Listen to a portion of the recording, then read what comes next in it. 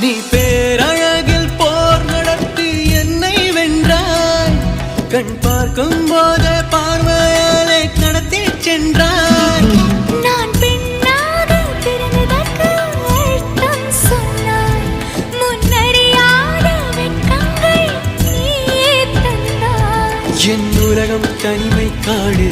நீ வந்தாய் பூக்களோடு. இனி தொடரும் கனவுகளோடு. பெண்ணே பெண்ணே நீ இல்லை என்றால் என்னாவே? நெருப்போடு வெந்தே மண்ணாவே. உன் பேரை சொல்லும் போதே உள் நெஞ்சில்